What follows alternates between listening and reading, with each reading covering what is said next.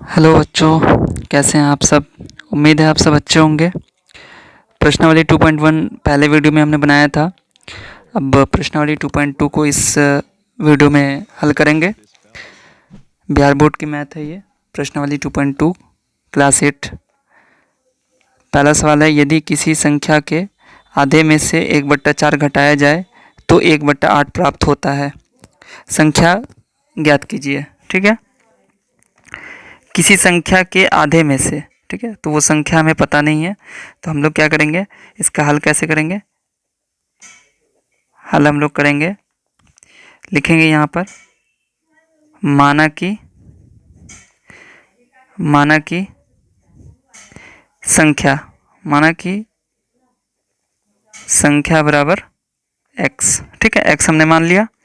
अब कह रहा है कि इसके आधे में से 1/4 घटाया, तो इसका आधा क्या हो जाएगा, x/2 हो जाएगा। ठीक है, इसमें से 1/4 माइनस कर देना है। -1/4 इज इक्वल टू कितना आ रहा है रिजल्ट, 1/8। अब ये हमारा फ्रैक्शन बन गया। फ्रैक्शन का एडिशन या सब्ट्रैक्शन हमने सीखा हुआ है पहले से। कैसे करेंगे, 2 4 कैल्शियम ले लेंगे तो कितना हो जाएगा, 2 4 कैल्शियम हो जाएगा 4। ठीक है, अब यहाँ पर 2 से 4 में डिवाइड करेंगे तो 2 आएगा, फिर 2 से x को गुना करेंगे तो 2x हो जाएगा, माइनस 4 से डिवाइड करेंगे 4 में तो 1 आएगा, उस 1 से जब 1 को गुना करेंगे तो 1 हो जाएगा, इज इक्वल टू 1/8। ठीक है, अब यहाँ पर क्या करना है, क्रॉस मल्टीप्लिकेशन कर देना है। मतलब 8 से इस वाले को टर्म को गुना करना है, 4 से इसको गुना करना है। ठीक है, तो क्या हो जाएगा, 8 से जब इसको गुना करेंगे तो हो जाएगा 8 2 ज़ा 16 x minus 8 is equal to ये आ जाएगा 4। ठीक है, अब क्या करेंगे, 16x को तो इधर ही रहने देना है, 8 को हम इधर कर देंगे क्योंकि ये कांस्टेंट है। कांस्टेंट को एक तरफ हम लोग रख देते हैं। तो जितने भी कांस्टेंट होते हैं, पहले हमने सीखा है कि कांस्टेंट को एक तरफ और वेरिएबल्स वाले टर्म को एक तरफ रखते हैं। तो 16x बराबर हो जाएगा 4 + 8, यानी कि ये हो जाएगा 12। तो x बराबर क्या हो जाएगा, 12/16। अब इसको हम डिवाइड कर दें 4 से, तो 4 3 ज़ा 12, 4 4 ज़ा 16, यानी कि x बराबर आ गया 3/4। यही हमारा आंसर हो गया। ठीक है, अब आते हैं दूसरे सवाल की तरफ। दूसरा सवाल कहता है, यदि किसी आयत की लंबाई और चौड़ाई का अंतर 5 मीटर हो और परिमिति 110 मीटर हो तो लंबाई एवं चौड़ाई ज्ञात कीजिए। आयत की लंबाई चौड़ाई, लेंथ और ब्रेथ का डिफरेंस 5 मीटर है और उसकी पेरीमीटर 110 मीटर दी हुई है, तो लेंथ और ब्रेथ मालूम कीजिए। आयत मतलब होता है रेक्टेंगल। ठीक है, तो इसको हल कैसे करेंगे, देखिए पहले हम मान लेंगे कि माना कि आयत की जो लंबाई है, मान लिया मैंने लंबाई बराबर x मीटर। ठीक है, x मीटर हो गया। तो आयत की लंबाई x है, तो चौड़ाई कितनी हो जाएगी, चौड़ाई बराबर कहता है कि चौड़ाई जो है और लंबाई का डिफरेंस 5 मीटर है, यानी कि जब लंबाई में से चौड़ाई को माइनस करेंगे, ठीक है, तो हमारा डिफरेंस 5 आना चाहिए। मतलब जो हमारी जो चौड़ाई हो जाएगी आयत की, हो जाएगी x माइनस 5 मीटर। ठीक है, अब इसका पेरीमीटर निकालेंगे, तो पेरीमीटर क्या होता है, जो रेक्टेंगल की पेरीमीटर होती है वो कैसे निकालते हैं हम लोग, आयत की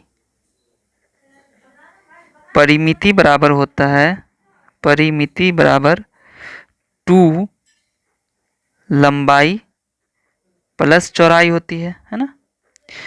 तो यहाँ पर दिया हुआ है 2, लंबाई कितनी है, लंबाई हमारे पास है x मीटर प्लस चौड़ाई कितनी है x माइनस 5।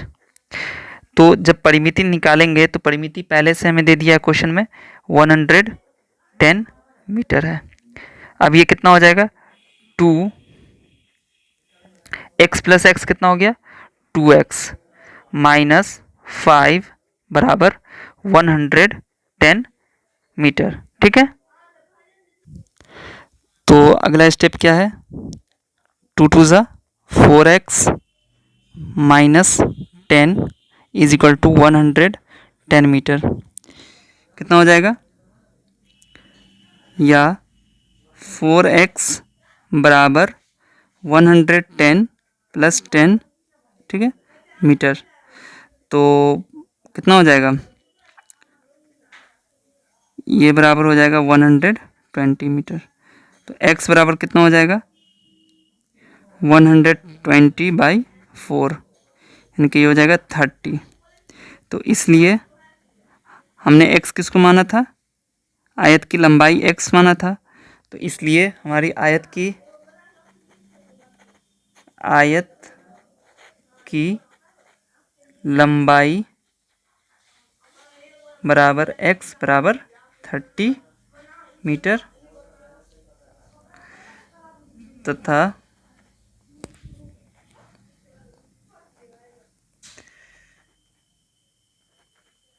चौड़ाई बराबर x माइनस 5, 30 माइनस 5 यानी कि 25 मीटर। ये दोनों हमारा आंसर हो गया। ठीक है, आते हैं अगले सवाल की ओर। तो हमारा अगला सवाल है कि चीनी के मूल्य में 25% की वृद्धि होने पर, मतलब जो चीनी का प्राइस था उसके अंदर 25% की इंक्रीमेंट हो गई, 25% की बढ़ोतरी होने पर अब 1 केजी चीनी का जो मूल्य है वो 32 रुपया है। ठीक है, तो प्रारंभ में चीनी का मूल्य प्रति किग्रा यानी कि किलोग्राम क्या था। ठीक है, तो हमें चीनी का मूल्य नहीं पता है। ठीक है, तो हम क्या करेंगे, चीनी का मूल्य मान लेंगे x। चलिए, तो अब चीनी का मूल्य कितना हो गया, चीनी का मूल्य नहीं पता है हमें पहले से कितना है, तो यहाँ पे लिखेंगे माना कि चीनी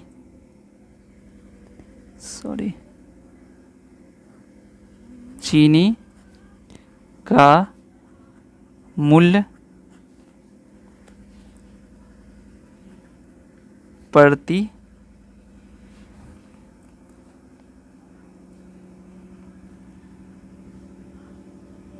किग्रा कितनी है, x मान लिया। ठीक है, तो चीनी का मूल्य प्रति किग्रा x मान लिया।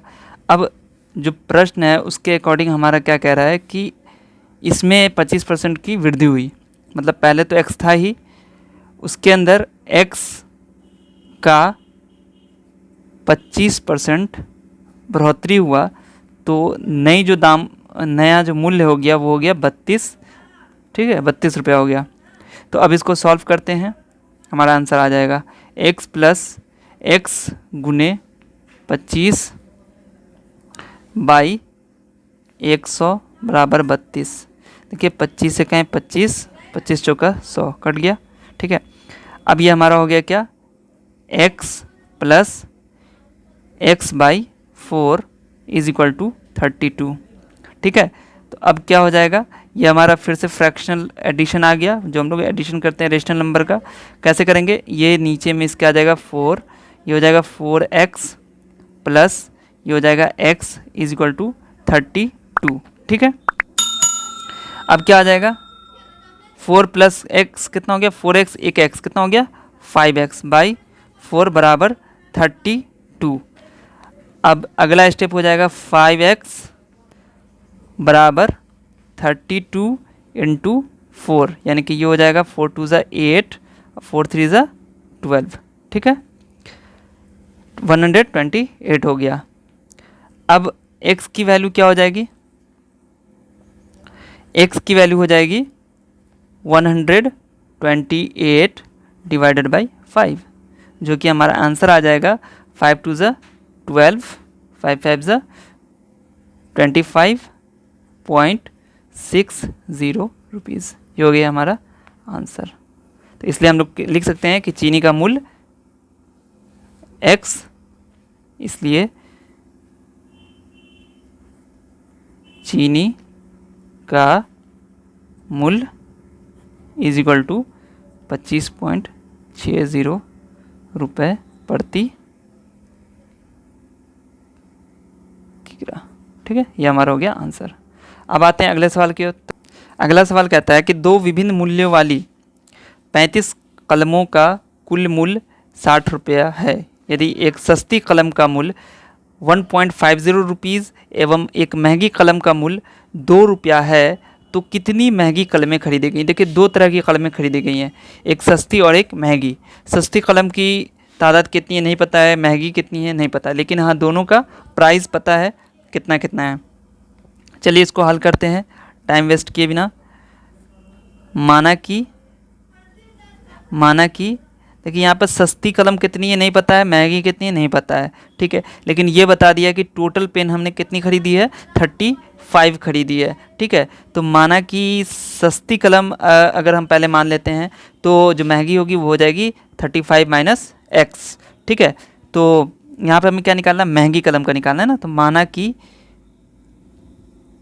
महंगी कलम की संख्या, ठीक है, संख्या हमने मान लिया x, तो सस्ती कलम कितनी हो जाएगी, सस्ती कलमों की संख्या, कलम की संख्या कितनी हो जाएगी 35 माइनस एक्स, ठीक है। अब क्या करेंगे, प्रश्न के अनुसार क्या है यहाँ पर लिख देंगे, प्रश्न अनुसार, ठीक है। क्या कहता है कि सस्ती कलम का प्राइस है 1.50 और महंगी कलम का है 2 रुपया। तो सस्ती कलम कितनी है हमारी 35 माइनस एक्स, तो 35 माइनस एक्स, इसको गुना कर देना है किससे, 1.50 से, है ना। तो यहाँ पे लिख लीजिए 1.50 प्लस, ये गुना है, बीच में अगर कोई साइन नहीं हो तो हम समझेंगे गुना है, ठीक है। अब यहाँ पर कितना है, महंगी कलम कितनी है x, तो x इसको गुना कर देना है किससे, x को गुना कर देना है, महंगी कलम है 2 रुपए की, 2 से गुना कर देना है। अब इन दोनों प्राइस को जोड़ा गया है तो टोटल हमारा कितना निकला है 60 रुपीज़ है, यानी कि कुल मूल्य हमारा 60 रुपया है, 60। तो अब इसको गुना कर दीजिए, 1.50 को जब 35 से गुना कीजिएगा तो कितना हो जाएगा, गुना करेंगे तो मूल्य हमारा आ जाएगा 5, ठीक है, और 52, यानी कि ये हमारा प्राइस आएगा 52.5 माइनस कितना हो जाएगा 1.50x plus 2x is equal to 60। तो कितना हो जाएगा, ये हमारा बन गया 5 कितना हो जाएगा 0.50x, 2x में से डेढ़ माइनस हो गया, बराबर 60 माइनस 52.5, तो ये हो जाएगा 7.5, ठीक है। तो x की वैल्यू कितनी आ जाएगी, x की वैल्यू हो जाएगी 7.5 डिवाइडेड बाई 0.5, तो ये पॉइंट से ये पॉइंट हट जाएगा और ये कट के आ गया 15, यानी कि इसलिए हमारा हो जाएगा महंगी कलमों की संख्या बराबर x बराबर कितना आ गया 15, ये हो गया हमारा आंसर, ठीक है। अगला सवाल है, एक त्रिभुज के तीनों कोण 2, 3, 5 के अनुपात में हैं तो उनके तीनों कोण ज्ञात कीजिए। बहुत ही आसान है, ठीक है। इसके लिए हम लोग क्या करेंगे, यहाँ पर हल, माना कि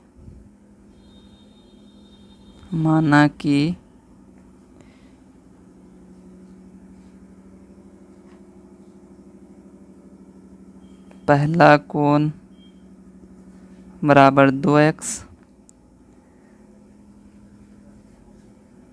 दूसरा कोण बराबर 3x,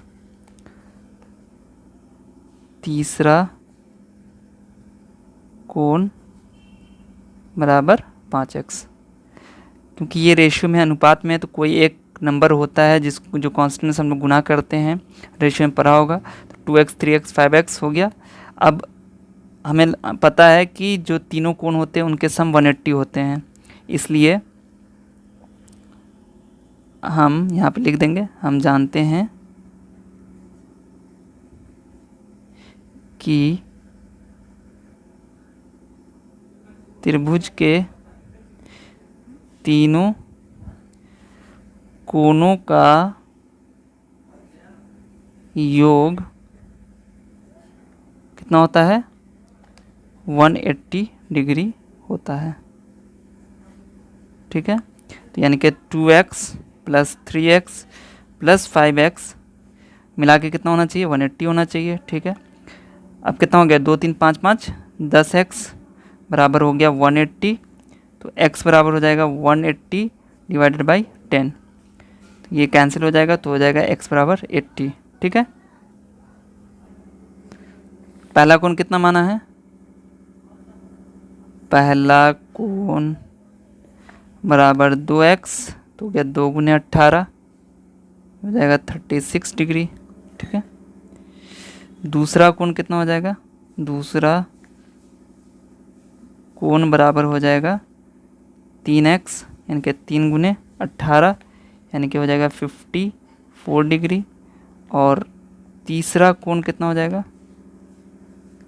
तीसरा कोण बराबर हो जाएगा 5x, 5 गुने 18 यानी कि हो जाएगा 90 डिग्री। ठीक है, ये तीनों हमारा हो गया आंसर। ठीक है, अगला सवाल है, बिल्लू के पास 1 रुपये एवं 1 रुपये 2 रुपये एवं 5 रुपये के कुल 160 सिक्के हैं, जिनका कुल मूल्य 300 रुपया। 160 सिक्के हैं और टोटल उसका जो मूल्य है, प्राइस हो गया वो 360 रुपया है। 2 रुपये के सिक्कों की संख्या 5 रुपये के सिक्कों की संख्या की तिगुनी है, मतलब 3 गुनी है, तो उसके पास प्रत्येक प्रकार के कितने सिक्के हैं। चलिए इसको हल करके देखते हैं, कैसे करते हैं हल। इसका हल हो जाएगा, देखिए हमें क्या पता है, 2 रुपये के सिक्के 5 रुपये के सिक्के से 3 गुनी तादाद में है, तो पहले हम 5 रुपये के सिक्के मान लेंगे। माना कि 5 रुपये के Hey there. Subscribe to my channel and also press this bell icon. Number of coins कितने हैं, सिक्कों की तादाद या संख्या कितनी है, x।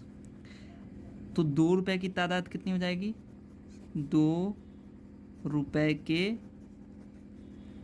सिक्कों की संख्या वो कितनी है, कह रहा है कि 2 रुपये के सिक्कों की संख्या 5 रुपये के सिक्कों की संख्या की तिगुनी है, यानी कि 3x हो जाएगा। ठीक है, चलिए तो अब हमारे पास बचा 1 रुपया, तो 1 रुपये के सिक्कों की संख्या कितनी हो जाएगी, 1 रुपये के सिक्कों की संख्या कितनी हो जाएगी, देखिए टोटल हमारे पास कितने सिक्के हैं, 160, तो 160 सिक्के में से जो 5 रुपये के सिक्कों की संख्या, 2 रुपये के सिक्कों की संख्या, दोनों को माइनस कर देंगे जोड़ के, तो हमारे पास आ जाएगा 1 रुपये के सिक्कों की संख्या, तो ये हो जाएगी 160 माइनस 4x। ठीक है, अब आते हैं सवाल की तरफ। सवाल कहता है कि टोटल कितने पैसे हमारे पास, 300 रुपये हैं, है ना।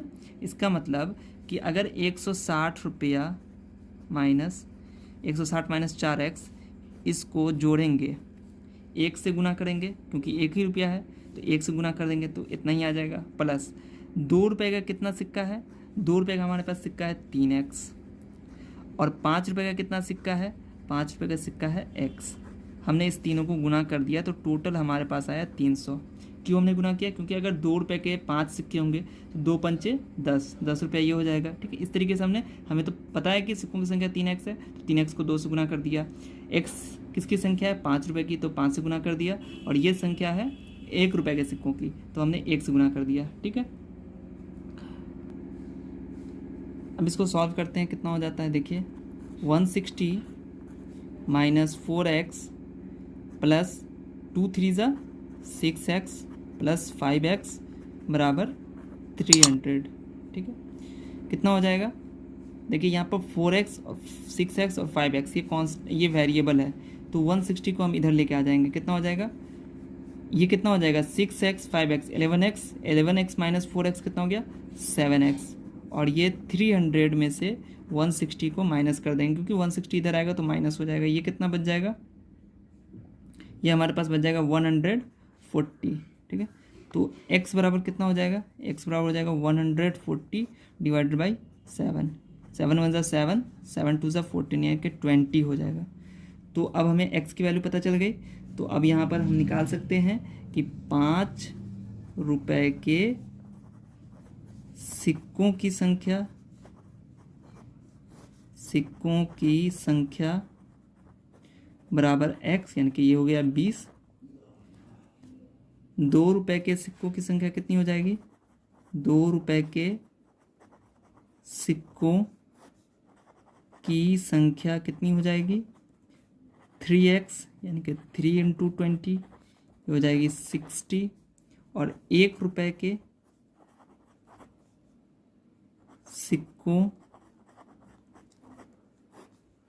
की संख्या कितनी है 160 माइनस 4x, यानी कि ये हो जाएगा 160 माइनस 4 × 20, ये हो गया 160 माइनस कितना हो जाएगा 420 को गुना करेंगे तो कितना हो जाएगा 80, क्योंकि 80।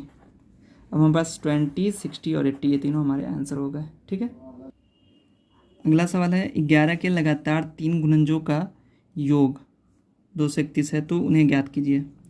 इसके लिए हल क्या करेंगे कि 11 के मल्टीपल है, 11 के मल्टीपल, तो 11 के मल्टीपल वो भी लगातार, मतलब एक होगा x, एक होगा x+1, एक होगा x+2। तो माना कि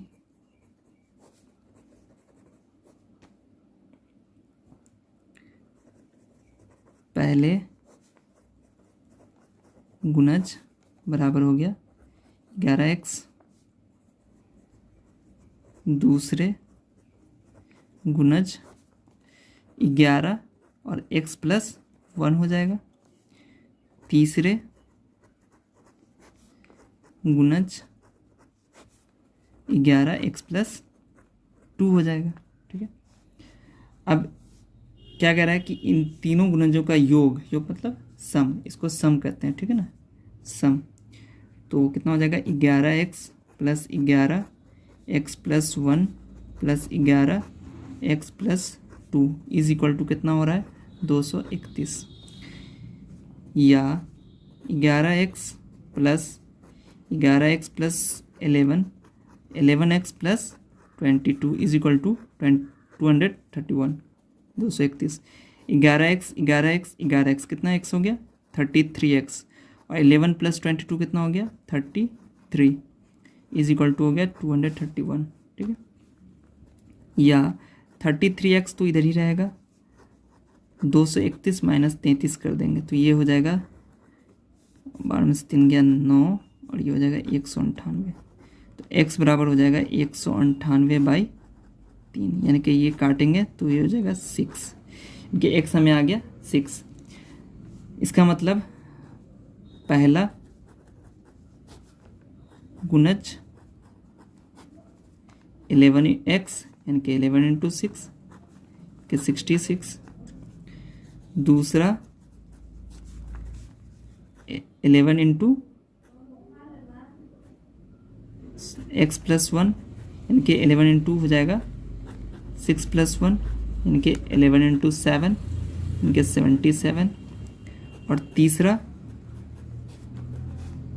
11 x+2 के 11 6+2, यानी कि 11 × 8, ये हो गया 88, ये हो गया हमारा आंसर, ठीक है।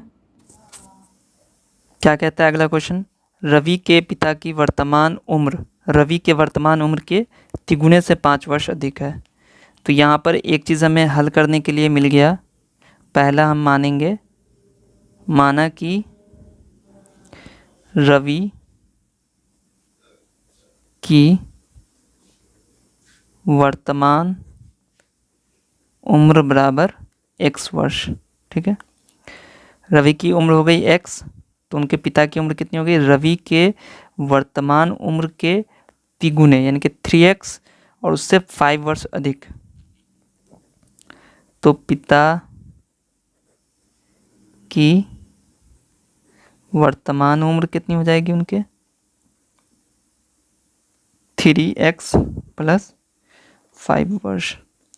अब 5 वर्ष बाद दोनों की उम्र में कितना हो जाएगा, 5 साल का इजाफा हो जाएगा। ठीक है, तो प्रश्न के अनुसार